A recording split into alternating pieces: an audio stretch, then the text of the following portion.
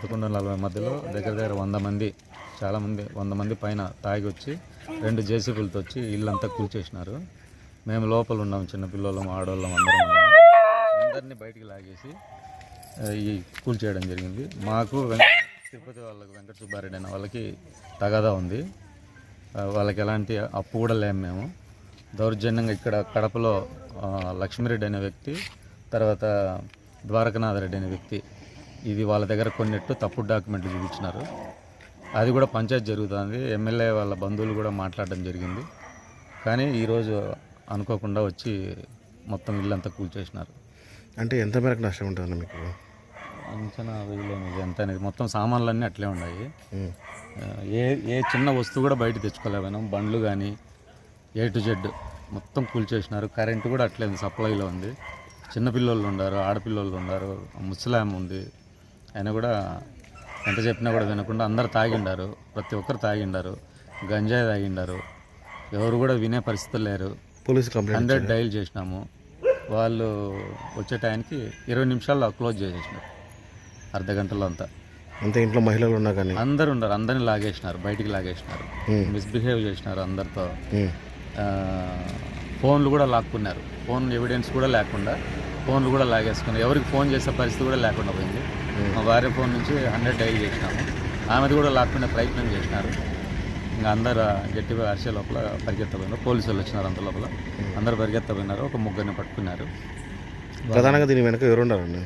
దీని వెనకాల అదే సుబ్బారెడ్డి, వెంకట సుబ్బారెడ్డి అన్నాను కదా, తిరుపతి అతనే ఇదంతా ఇక్కడ ఉండే నాయకులతో చేయిస్తున్నాడు. లక్ష్మీరెడ్డి అనే వ్యక్తి, తర్వాత ద్వారకనాథరెడ్డి, వీళ్ళిద్దరే ముఖ్యం. ఓకే. అంటే ఇప్పుడు కట్టుబడులతో బయట ఉన్నారు. అంతే, ఇదే పరిస్థితి ఉన్నాం. కనీసం ఏ చిన్న బీగం కూడా తెచ్చుకోలేకపోయినా. ఈరోజు అర్ధరాత్రి 11-12 గంటల మధ్యలో కొంతమంది రౌడీలు అయితే మా ఇంటికి వచ్చి జేసీబీలు పెట్టి ఇల్లంతా దొల్లి చేశారండి. అదేవిధంగా మమ్మల్ని కొట్టడానికి కూడా వచ్చారు. మా దగ్గర సెల్ ఫోన్లు కూడా లాక్కున్నారు. చాలా అన్యాయంగా అయితే ప్రవర్తించారు. అందరూ దయచేసి మాకైతే న్యాయం చేయండి. ఎంతమంది వచ్చారు కదా? సుమారు ఒక 100 మంది దాకా వచ్చారండి. ఎందుకు వచ్చారు? ఇంట్లో ఉంచి బయటికి లాగేశారు. ఎందుకు వచ్చారో కూడా తెలియదు మాకు. మేమైతే నిద్రపోతాను. చిన్న పిల్లలని కూడా చూడకుండా, మహిళలని కూడా చూడకుండా కొట్టడానికి కూడా మీదకి అయితే వచ్చినారండి.